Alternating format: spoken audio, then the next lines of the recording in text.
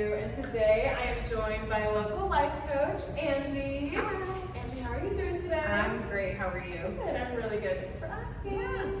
Guys, when I found her, I was like, this is a gem. I was like, a local life coach that's a woman that specializes in minority women life coaching. I was like, Period. wow. Wow. So we're gonna get the inside scoop about everything that makes her her and everything that she does in her industry. So Yay. let's get into it.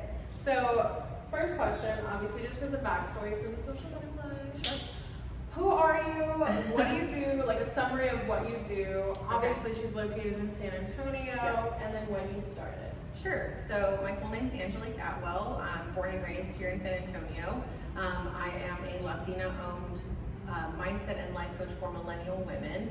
So I help millennial women really go through new chapters in their lives, transform their mindset, add more self-love into their everyday life, as well as accountability, because we really want long-term results, long-term goals to actually be achieved. And so it's just different than kind of the masculine world that we're in. Right. So helping women see things a little differently from my perspective as also a mother, a former athlete, and just another woman of color. It's just a lot of different layers that come with trying to achieve your goals, but there's different barriers that kind of come up, and then there's a lot of layers that we have to peel back of unlearning things so that we're able to move forward into these new chapters in our lives. Right. Yeah. So when did you start? So I started, almost 2 years ago. So I actually started a small business in 2020 called Plus Size Mind, Body, and Soul. It was a apparel and accessories brand for self-love and self-care. I was a toddler mom at the time. My son is now 3. And so we were in the middle of the pandemic. He had just turned 1. And so I was like, we need to take care of ourselves. I was feeling my self-care slipping because we're in the middle of the pandemic. And so I decided, why don't I do something that's more, like a passion project that turned into a business, if you would. And it was t-shirts and mugs and sweatshirts, and it was like self-care isn't selfish, or self-love. Selflove Club was one of them, and really just like that whole vibe. But I realized that product-based business wasn't my vibe. What I was more inspired by was really working with people or talking with them one-on-one about how they can help set better boundaries in their lives and how they can better take care of themselves. And so I decided, maybe March of last year to close the business. I hadn't fully closed it, but I was making that decision. Decided to get certified as a life coach, and then I started taking free clients in about June for life coaching. And so it kind of just transitioned. I would put a lot of like inspirational quotes or motivational, or right, take care of yourself. So it kind of just like all culminated, and it just kind of worked. So I actually didn't ever intend on being a life coach. It kind of just happened. And coming from sports my whole life, I always was told you should be a teacher or a coach, and it just like didn't make sense. But then this did. So definitely ended up here by accident, but it was definitely no accident at the same time. So. Right. It seems like you're very like people oriented. That is definitely your vibe. Yeah, I'm definitely an extrovert. I feel like the pandemic made me a little bit introverted extrovert, but Everybody. but yes, I definitely get my energy around people, and then I just love like learning people's stories and hearing different perspectives, because at the end of the day, like we're all different, but we all want the same thing, which is love, shelter, and doing some sort of work that's a passion of ours. Like to the core, we all want the same things, just maybe in different ways. So, yeah. So I noticed that self-love is obviously like a really huge theme in your life, and clearly in your businesses as well. Yes. So I think me and the audience would love to know, what is your definition of self-love? Ooh, that's a good question.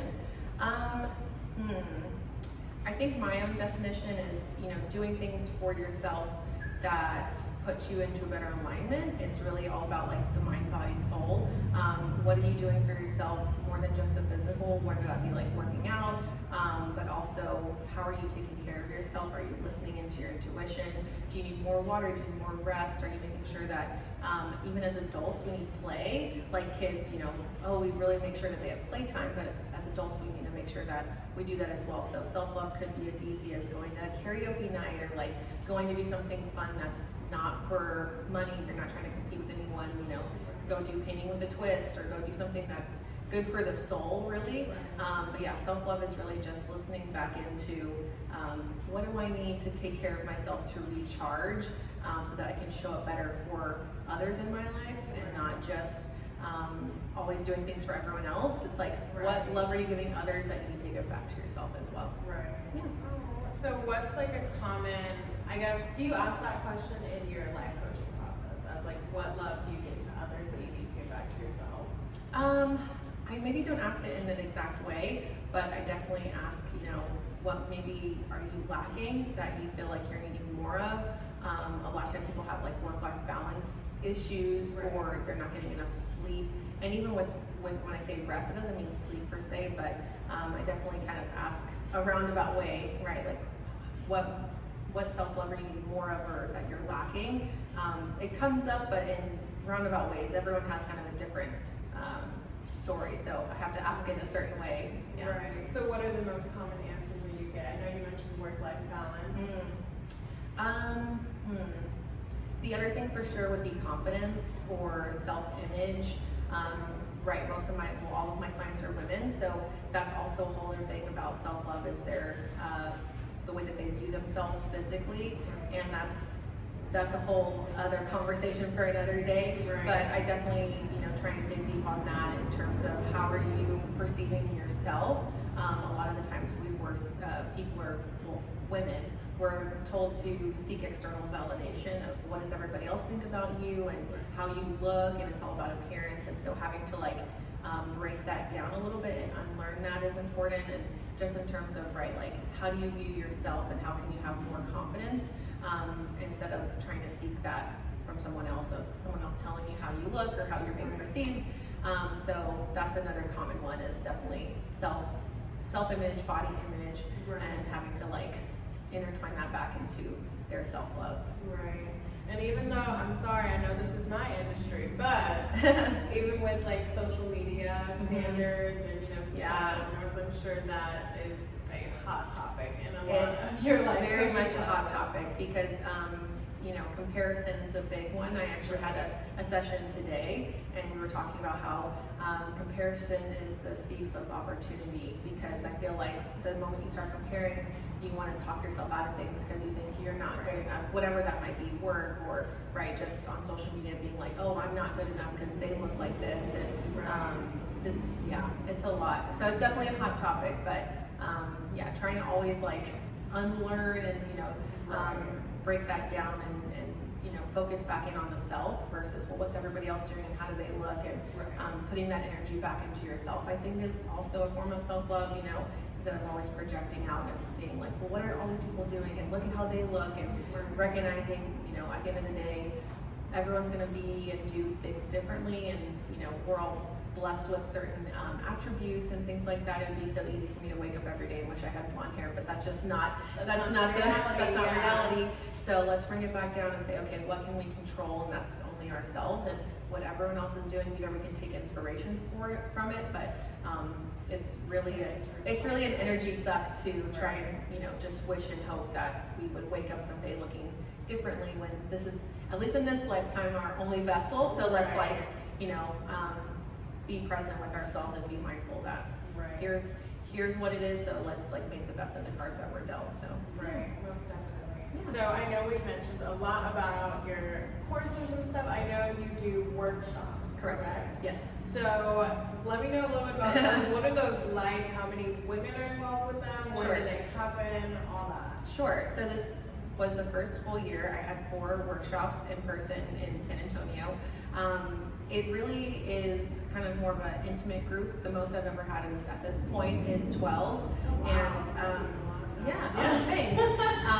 Well, basically we go over 4 different topics depending on the time of the year. So this year we had one in January for New Year's. I had one for just mothers around Mother's Day. One in June for mid-year. Hey, we're 6 months in, and then we have 6 more months. And then I did one at the end of, called it the end of summer workshop, which actually just happened last weekend. Right. I saw. Which is, we're recording this in August, so that was But yes, I like the idea of doing about 4 a year, so it's in different kind of parts of the year. And yes, we break down 4 different topics throughout the workshop. It's 2 hours, and really want women to just connect. And a lot of the times there's topics that come up right about like boundaries or work-life balance or self-love, your mindset shifts, and the common thing that comes up is, well, I thought I was the only one feeling this, or I thought I was the only one going through this, and you're never the only one. So it's really nice, and like this whole thing that happens to see women like come into a room and then be like, oh, it's not just me, I can relate to you, you can relate to me, and we're not, you're never alone in the fight, so kind of just seeing that there's people out there that want to support you and that can relate to you is really powerful, because I think it helps you kind of get out of that, like, it's just me, no one understands me, and then talking about it. And it's just really an open space that I like to tell everyone is we open with 2 deep breaths to like center ourselves, and just like, hey, we're going to focus in these next 2 hours on just you. We end with like a light meditation to again like reflect and recenter. And then while we're in it, we just really like to keep it really open, judgment-free zone. Whatever you gotta say, you gotta do. We're here to like talk about it, because I think a lot of times we don't feel like we have the space to just like fully be who we are, which is of course a big part of my brand. Is I want everyone to always show up open and as authentically as they are able to, because again, this is the only life we get to live. So why not just show up as you? And yeah, so that's what I really hope and try and put into the workshop is again like really pushing community. I want these women to connect here and outside of the workshops if they need just more women in their corner. And it's always like nice to have some girl talk there at the workshop. And so that's pretty much what it all entails, I believe. So what would you say your like hot demographic is for your workshops? Obviously minority women, and then women. Yeah. But as far as like, do you typically get more mothers, more older women, more younger women? Sure. I know you specialize in millennials. Yes. Yeah, that's pretty much that kind of space I sit in. Really open to women in that age range, just because since I'm a millennial woman, it kind of just makes sense that I can best relate. We get some moms, not a lot, probably just because they're busy, understandably, and that's why I do have the Mother's Day workshop, just at least for them to show up, and that's a whole other conversation that there's more layers that comes when you become a parent. So, but yeah, millennial women, and I am a Latina life coach, but I definitely work with women of all colors, but it kind of just helps when there are other Latinas in the room who are like, hey, I understand that we grew up in a very similar way, because yeah, it's definitely its own journey having to unlearn certain like generational cycles and things like that, but I think just woman to woman, that's still a really big level that I can be on with women of any background, really. I 100% agree. So what made you get into this? I know you've always been into people and self-love, but like, did you go to school for it? Was it like, I don't know, like what was the path that got you there? So I went to the University of the Incarnate here in town for business marketing, because I felt like marketing again is fun. You get to like do very collaborative type of work. But I grew up being a lot larger than my peers. I'm 5'10", and for women that's pretty tall, and I just have like a more muscular stature, so I never like fit in per se. So I got teased quite a bit about it, which was fine, because I think when anyone looks different, people were like, well, what is that, why do you look like this, and all that stuff, so understandably. But I had to deal with my own journey of self-love and understanding like, this is who I am, so how can I like own that and just be confident in that, because I say this in a way like with my clients of, if you don't own something, it'll own you. So like, for instance, me being so tall, if I was really self-conscious about it, I would be really slouchy, or I would like kind of try and hide, when people are going to notice that more than if I just stood up normally. So I'm like, you know what, let me just own it, because it's not going to change. I'm not going to suddenly shrink overnight, so I might as well just own it. So I just was like, you know what, why not embrace, my features and my curly hair and just like all of the above. So I started reading a lot of books and listening to a lot of podcasts and doing a lot of like reflection and inner work on myself of, right, what can I control, which is me, and starting to see a lot of really positive change in my life. And so a lot of my friends and just kind of peers would ask me for advice because I would try and come from a very like neutral standpoint of, well, here's just another perspective. Have you considered this? Not so much my own bias, but just here's another like, you know, kind of a soundboard for people. And then after having my former small business, it kind of like was in that same realm, but not totally. Started reading a few books that just coincidentally were written by people who were formerly life coaches. It all just started to kind of like make sense, and I was like, okay, domino effect in the best way possible. So it really just kind of catapulted me in, and I realized that I've always wanted to work with people, but in a very like much more deep way than just like a, you know, small talk kind of conversation. And so I think that's how I ended up here. But yeah, basically realizing that there's so much power that can come from a woman standing in her confidence and like owning who she is and all those things. And so whenever I would talk to friends who were like, well, I wish I had more of this, and I would, you know, try and walk them through that, I'm like, oh, this is fun. I like to do this for free. I would start posting things on my personal Instagram about self-love and shifting your mindset and, you know, being more self-motivating versus getting motivation from the external validation of others and all this stuff. And just again realizing, hey, I was doing this all for fun, just out of like passion for wanting women to stand in that confidence. So I said, why not make this like, you know, a thing, and I get to do this. I never feels like work because I have and I would do it for free and do it all the time with my friends and family. And I think that's how you kind of find your passion is, would you do this for free on a weekend, late at night, and kind of thing. And that's, I just kind of ended up here. Wasn't intentional, but ended up here. So it was almost like it was meant to happen. It was, yeah. So what was it like when you first started? How did you find your market down here? Because like I said, I really meant it when I said she is a gem. Like so niche, like so specific, so tailored, like in a small, I mean, I know San Antonio is a large city, but it's still really small town like feel. Small town. Yeah. So, you know, what was it like when you started? What was the market like, and how did you break into it? Well, that's a great question.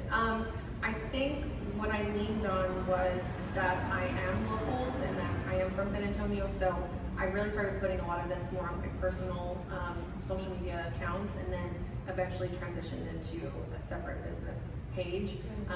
But I really just, I don't know, I just continued to show up and put myself out there. And the hardest part is like anyone I would see in person, I would say that I'm a life coach, which still is like, it was scary to say because it's so different, and people were giving me that look of like, well, what is that? What is a life coach? What does that mean? And so understandably, but I just would, continue to show up mostly online and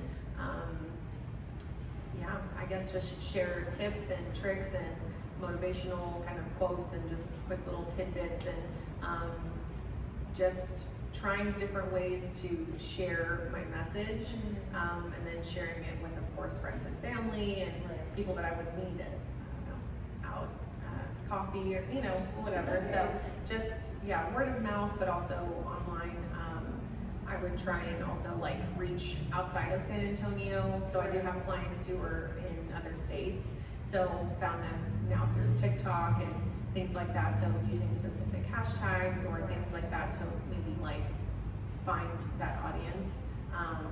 But yeah, definitely being consistent and just continuing to show up. And even when there's only 2 people who liked your post or no one liked it or no one commented, it's like, okay, well, I'll try again tomorrow kind of thing. So I think it was just a big lead up from me already kind of doing that in my regular life. So it was for me, it was a semi-easy transition to just kind of say like, okay, now here's more of a targeted, here's the page and my audience that specifically want to hear this content. So no, that's awesome. So when you're out of state clients that you help, what's that like? Because it's virtual. I'm guessing you're correct. not going to see them. So Correct. do you feel like it's a different kind of experience? Do you tailor it differently because of that, or? Not really. My clients who are here locally, it's pretty much the same experience. We have a session through Zoom. These are people who are in my one-on-one programs, so it's always like via Zoom, and then we just talk as normal. We might be on different time zones, but that's really the only difference. But everything's in the one-on-one, it's tailored to them. So it's, hey, what they're needing, how can I show up for them? But otherwise, yeah, it doesn't really change aside from the time zones, which is really nice because then I get to meet with anyone really. So no, and nothing really changes besides that. And there are, not anymore, but there were clients in San Antonio that I had never even met in person. They just happened to find me through social media, and then they would maybe come to a workshop, and that's when we would finally meet in person. But it's pretty much the same across the board, which is nice that I don't really have to change that model, which is helpful for me, and I think for everyone. Right. Yeah. It's a lot smoother. Yeah. You have to do different things and strategies for every type of outreach. I agree. So I know you said like, how can you best show up for them?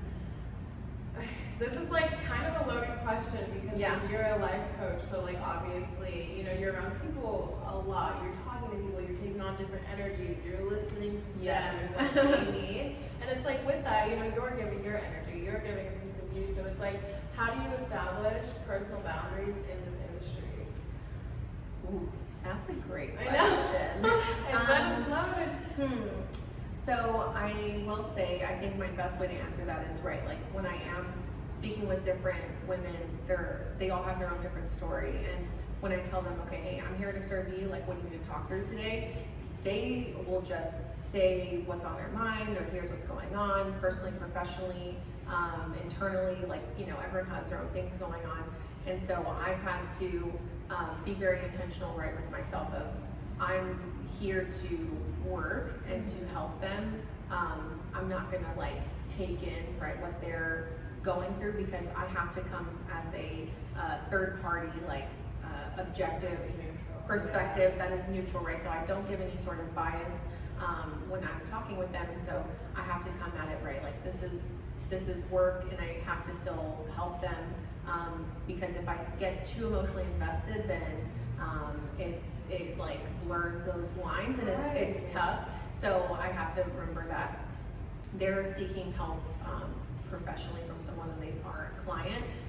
Definitely would be friends with these women if we weren't in the, you know, professional type of relationship that we have, which is great because that means that we can click really well. But at the same time, I'm like, okay, here's the problem. How can we get to a solution? What's the perspective I can give on this? Have you considered X, Y, and Z? And just kind of compartmentalizing a bit. I also will personally, whenever I have a call, I give myself probably 20 or 30 minutes afterwards just to kind of like decompress a little bit and make sure like, okay, I check in with me as well, make sure that I didn't take anything in, or if I need to like process that, or, you know, whatever that might be. But I always make sure that I kind of clean slate it whenever I come into a new call. Of course, I remember, okay, here's what we talked about last week, but I still don't have any sort of mind of, you said this or anything like that. I come in from a very, right, like third party neutral perspective, because I think that's what people need. People get scared to tell friends or family about things because they're scared to be judged, or they're gonna feel ashamed or anything like that. So I really try and communicate that this is a safe space for you to say and feel whatever you need. I have plenty of clients who cry or cuss on calls. I mean, whatever they gotta do because they finally feel safe to just like Let it go. be who they are. And I'm like, great, like let's talk about it, because you can't fully live, you know, authentic life if you're not like fully embracing who you are as a woman, or your emotions and all those things. And I am no therapist, and I say that all the time, but I do think that we need to feel a full range of emotions, whatever that might mean. And so I just give that space to them. And so by showing up for them, it's really just offering that like judgment-free space, even if it's for 1 hour a week. I think people just need that to like let it all out and like, you know, let things go, and then be able to move on. So. Right. No, I agree. Because letting things go, that, when I tell you, it can really ruin your life. Like holding on to things holding on to things, and it's like it gets genuinely heavy. Like you're carrying the weight. You'll manifest that in your body. Right. Yeah. You will really feel it. Yes. In every type of way. Like I agree. every type of way. I agree. So what is the biggest challenge you face in this industry so far? Ooh. I think for sure just explaining what I do and trying to express like, here's how I can help. I've had a few people accuse me of this being a scam, or questioning like, well, what is this, and well, what exactly do you do, and I don't understand. So I think, of course, coaching and just coaching, the umbrella of coaching, there's business coaching, there's even divorce coaching, weight loss coaching, but life coaching feels very like broad, and I think it scares people because it feels very intangible. So I think what's hard is people come from the world is very masculine, so we like to see point A to point B. 2 plus 2 needs to equal 4. Yes, very black and white, and I live in the gray, which is coaching. Because sometimes there isn't always just like a right or wrong answer. This is just different for some people, and so I think that's what's hard for some people to grasp is like, what are the deliverables that you're going to give me per se, or like, well, here's my goal, you need to get me from point A to point B, but really I'm here as a guide and a mentor, and then someone who's just helping pull the truth out of someone. But everything that I help someone do, they could have done on their own. They just needed that extra kind of push, or that extra kind of support, or soundboard. And so it's hard to tell someone like, your level of success really is up to you, and they don't want to hear that. They want someone to solve their problems for them. And so it's hard for some people's brains to grasp like, there are no 100% guarantees when you work with a coach, because it's really me there to help you, but I'm just like championing, like it's like a sport. You can't get mad at the coach if the players are being told how to do the form, or like run the play, and then they don't run it. There's only so much that the coach can do from the sideline kind of thing. So that's kind of how it functions, but that's hard for some people to understand, especially when it comes to your life, because it's very complex. It's not as quote unquote simple as coaching a sport. So. Definitely. And it's great that you haven't let that stop you from still being like, I'm going to show up. Yeah. You're still showing up. See, that's the theme. She still shows up. So just a couple more questions. Sure. So how do you personally measure success in this industry? That's a good question. So the easy answer, of course, would someone would say like financially, and how much you make in a month, and what did you make annually. But for me, I feel as though the money is just going to be a reflection of how I show up with my clients. I think I see it as like, the money is energy, like it's going to come as I continue to show up. So that's not how I see success. I see my success through my clients, what they're able to achieve and what they're able to do once we start working together. For instance, I have a client right now who she's been trying to make some big changes in her life for the last 5 years, and it's just taken time. She keeps kind of sitting with the decisions, and she's wanting to quit her job, go back to school, and what was the other thing? And I think that was it. Maybe, she had an online boutique, and she wanted to close that. So she just had a few things that were kind of like big moves that were kind of scary. She was having to like sit with the decisions of what's right, what's wrong, quote unquote right. Again, it's very in the gray, but within the last 2 weeks, she closed her boutique. She applied to get back into school, and will be resigning from her job here very soon, so that she can pursue the work that she wants to do when she goes back to school. So, I definitely will give her all of the praise. I was just there to help, like, push her along, and basically hold her accountable to the goals that she had, that she just hadn't been able to like move forward on her own. So like that feels like a big level of success for me, because that's what I promise and I'm like hoping to help people do. And so when we're able to see those things like come to life and come to fruition, that's what really feels like success to me, because that's what I'm hoping to give every client is, hey, I really wanted X, Y, Z, or I just need someone to help me figure it out. And once we get there, and you can kind of see the light bulb go off, and you're like, right, yes, like that's the success that I feel.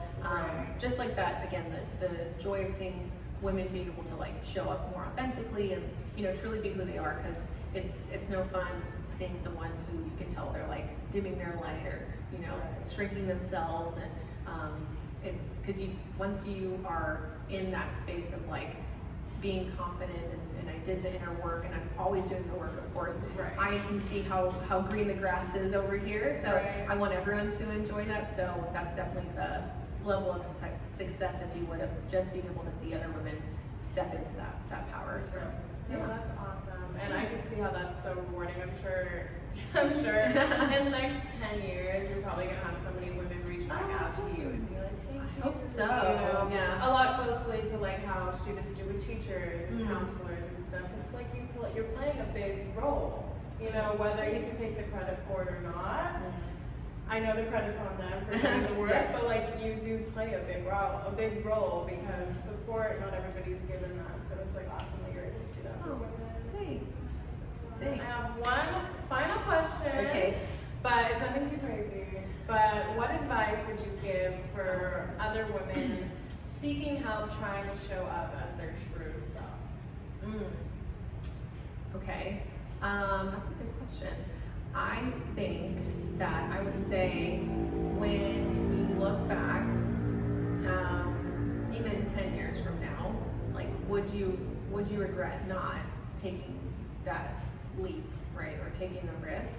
I think telling them that life is meant to take risks, and you can always you know, apologize, or, you know, take a step back if, you know, you need to, but this is your one life, so, you know, you might as well like take advantage of it, and no one truly knows like the desires in your heart besides you, and I firmly believe that, you know, you're the boss and like CEO of your own life, so like make that executive decision, and like don't wait for permission, because you'll always be waiting, since this is your dream or your ideas. Like no one's going to give you the permission. Like you have to give it to yourself, because no one's coming to save you. No one's coming to save us. You know, we have to do it ourselves. So I think just like stepping into that power of like, I get to create the reality that I want in my life, and no longer waiting for someone to like make the change or solve the problem for me. Everything is figure-outable. It's a book as well. Everything is figure-outable, whatever that might mean. And we have so many resources at our fingertips now. You know, Google, or you know, you can go just ask a friend. Like there's always someone you can ask. There's always a way to figure out what you're looking for. It might take more time than you wanted to, but it's, I think, just, you know, leaving them with this, like, it's all possible as long as you believe it's all possible. If you tell yourself it's never going to happen, then it never will. But if you believe it can, and you can make it happen. So, you know, believe in yourself. I think that's a really big one. But yeah, give yourself permission. Like you're the CEO of your own life. Hire and fire accordingly. So, yes. Yeah. That is the ending quote, ladies and gentlemen. Be the CEO of your own life and continue to show up as yourself, for yourself, every single day. And make sure to show up next month for another episode of Let's Get Social. But bye!